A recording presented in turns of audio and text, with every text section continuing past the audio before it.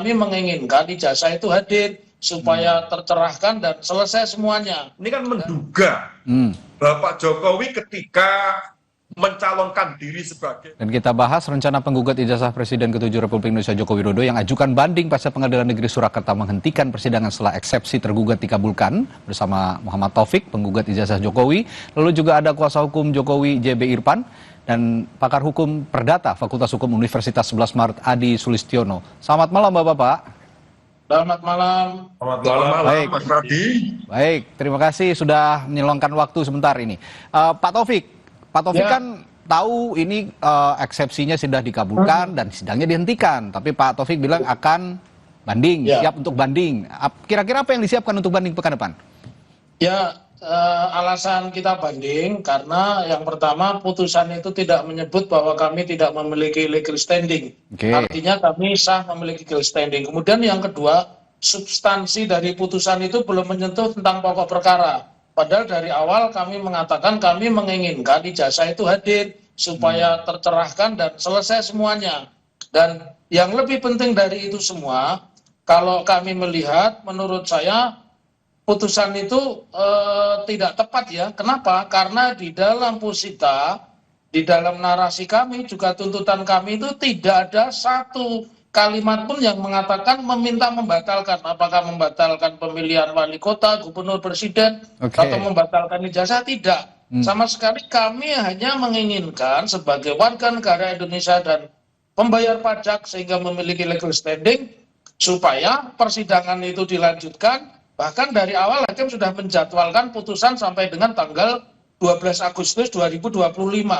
Tetapi kami sudah diberitahu kawan-kawan yang sebelumnya mengajukan gugatan serupa, baik ke TUN Pengadilan Jakarta Timur, Jakarta Selatan, juga berakhir digugurkan pada taraf eksepsi. Jadi ini bukan satu hal yang mengejutkan bagi kami, cuman kalau pertimbangannya adalah kompetensi absolut kami tolak. Kenapa? Karena ada gugatan main-main yang diajukan oleh Boyamin dan kawan-kawan tentang penjualan mobil SMK, padahal mereka tidak pernah membeli, juga tidak pernah janjian atau tidak pernah inden mobil SMK, tapi gugatan itu jalan terus. Begitu Mas Radi. Baik, itu ini kan berarti kami. Ya, nanti minggu depan kan ada law action lagi nih kalau berarti untuk ini tidak berhenti di sini. Kalau gitu saya tanya juga betul.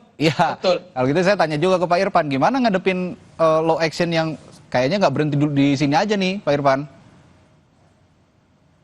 Pak Rudi, pertama kami akan menanggapi adanya putusan Pengadilan Negeri Surakarta melalui putusan sela yang pada pokoknya mengabulkan eksepsi kewenangan mengadili sebagaimana yang telah diunggah oleh Pengadilan Negeri Surakarta pada hari Kamis kemarin. Nah, kalau kita perhatikan dalam pokok gugatan tersebut bahwa Pak Taufik sebagai penggugat ini kan menduga Bapak Jokowi ketika mencalonkan diri sebagai wali kota Surakarta, gubernur DKI Jakarta, dan sebagai Presiden Republik Indonesia ini menggunakan ijazah palsu kan demikian.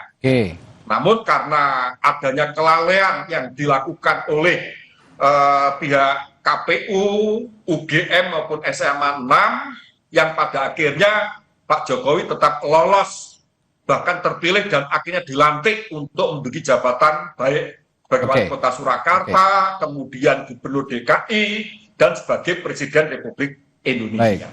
Nah, sesuai dengan Undang-Undang Nomor 30 2014, ini kan terdapat adanya perluasan mengenai kewenangan mengadili oleh PT UN yang semula berdasarkan Undang-Undang Nomor 5 tahun 86 bahwa kewenangan PT UN sebatas untuk mengadili adanya keputusan tata usaha negara atau yang disebut breaking.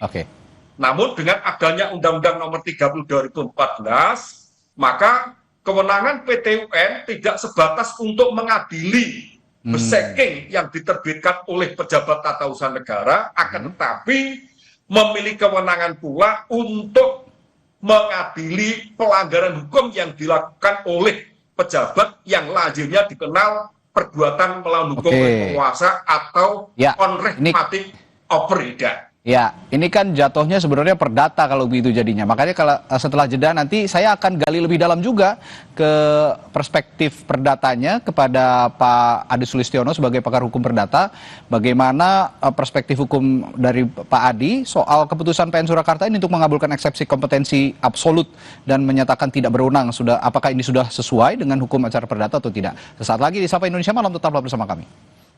Ya, kita bahas lebih dalam lagi secara substansial soal perspektif perdata yang sudah kita saksikan bersama-sama atau kita peroleh informasinya bahwa PN Surakarta mengabulkan eksepsi yang diajukan oleh pihak Presiden ke-7 Republik Indonesia Joko Widodo dalam kasus dugaan ijazah palsu. Pak Adi, ini kalau saya seperti yang saya tanyakan tadi, kalau dari perspektif hukum perdata, apakah keputusan PN Surakarta untuk mengabulkan eksepsi kompetensi absolut dan menyatakan tidak berwenang ini sudah sesuai dengan hukum acara pidana, Pak Adi? Terima kasih Mas Radi. Jadi ini masalah gugatan Bapak Dr. Muhammad Taufik terhadap kuasa yang diwakili oleh Pak Dr. Irfan ini memang Pak Irfan tergugat 1, tergugat 2, dan 3 mengajukan eksepsi. Jadi eksepsi itu sebagai hak dari tergugat terhadap gugatan penggugat yang bukan terkait dengan pokok perkara, tapi terkait dengan syarat formil. Jadi atau prosedur gugatan bisa juga terkait dengan pengadilan tidak berwenang atau kompetensi absolut relatif, bisa juga terkait dengan gugatan tidak jelas, bisa juga dengan gugatan prematur atau nebis in idem, atau terkait dengan eksepsi surat kuasa khusus tidak sah. Nah, terkait dengan gugatan dari Mas Dr. Muhammad Taufik, para tergugat sepakat mengajukan eksepsi tentang pengadilan tidak berwenang. Kemudian majelis hakim yang diketuai Pak Putu Gede Haryadi memberikan putusan sela yang mengabulkan eksepsi, ya kan, mengabulkan putusan sela ini bukan terkait dengan bukan terkait dengan pokok perkara, tetapi ini terkait dengan terkait dengan eksepsi yang diajukan oleh para tergugat. Nah, terhadap putusan ini sudah barang tentu penggugat bisa melakukan banding, ya kan, atau sampai kasasi. Tapi bisa juga kalau melakukan banding, nanti majelis banding akan memeriksa eksepsi dari apa yang diputus oleh pengadilan negeri sesuai dengan apa gugatan yang diajukan oleh Bapak Dr. Muhammad Taufik. Tetapi bisa juga mencabut gugatan untuk memperbaikinya, kemudian menggugat kembali. Nah, tergantung nanti Pak Dr. Muhammad Taufik mau milih mana, atau lewat atau lewat nanti mengajukan gugatan. Baik, Prof. Adi, PN Surakarta ini kan bilang juga bahwa bukan ranah mereka sebenarnya untuk menangani perkara keaslian ijazah Jokowi ini. Nah, melihat akan ada ajuan banding, menimbang juga dengan pernyataan dari PN Surakarta ini tadi, kira-kira menurut Anda kasus ini bisa berlanjut apa sebenarnya harusnya stop di sini? Kalau nanti Mas Dr. Muhammad Taufik mengajukan banding, berarti nanti majelis banding akan memeriksa lagi apakah putusan sela yang dilakukan oleh pengadilan negeri itu sudah sesuai atau enggak, ya kan? Kemudian kalau itu ternyata sudah sesuai, dikuatkan. Kalau tidak kan berarti ditolak kan berarti langsung pengadilan negeri akan memeriksa pokok perkaranya, gitu. Tergantung nanti perspektif majelis banding yang akan memeriksa terkait dengan putusan sela yang diajukan, yang diputus oleh pengadilan negeri atas dasar eksepsi yang diajukan para tergugat. Pak Taufik, kalau gitu saya ke Pak Taufik lagi nih. Kalau misalnya nanti banding juga gagal, langkah apa lagi selain gugatan ke UGM dan KPU? Tapi banding ini juga akan nyasarnya ke pihak universitas dan KPU katanya ya? Ya. Saya menjawab menjawab dua hal. Satu, saya jawab pertanyaan Prof. Adi dulu. Memang benar, skenario kami itu, Mas Radi dan Prof. Adi, itu kami ada 3. Satu, kami menyatakan banding. Yang kedua, kami memperbaiki gugatan, tetapi dengan subjek dan objek yang berbeda. Yang ketiga, ini yang menarik ini, kami akan mengajukan apa yang disebut citizen lawsuit, ya. Jadi kami akan mengajukan citizen lawsuit ya, yang artinya saya akan mengajukan gugatan di pengadilan Surakarta sebagai bagian dari kepentingan publik, ya.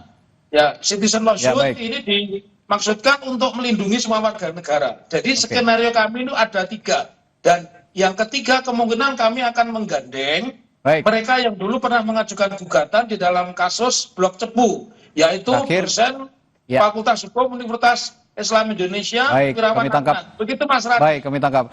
Terakhir saya ke Pak Irfan. Pak Irfan, kalau gitu melihat tadi pernyataan Pak sebelumnya ingin ada citizen lawsuit, apa yang Anda ingin tanggapi soal ini?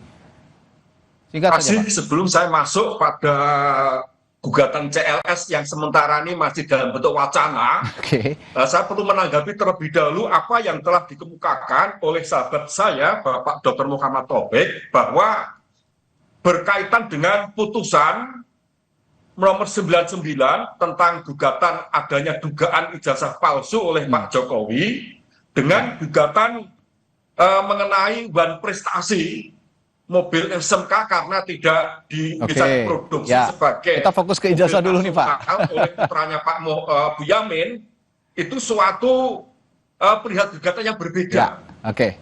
Jadi perihal gugatan yang diajukan oleh Bapak Dr. Muhammad Taufik ini adalah gugatan mengenai PMH atau perbuatan melawan hukum, sedangkan gugatan yang diajukan oleh putranya Bapak Boyamin ini adalah mengenai bahan prestasi. Baik. Sehingga saya garis bawahi tidak adanya suatu disparitas. Ya, ini masih ada berkenaan dengan wacana untuk mengajukan gugatan CLS, tentu mohon dipersingkat Pak ya. Belum bisa memberikan suatu pendapat yang lebih mendalam karena hal itu belum diformulasikan di dalam gugatan dan juga belum didaftarkan, sehingga tidak tepat apabila suatu hal yang masih dalam bentuk wacana kami memberikan suatu tanggapan. Kami tangkap. Begitu Mas Radi.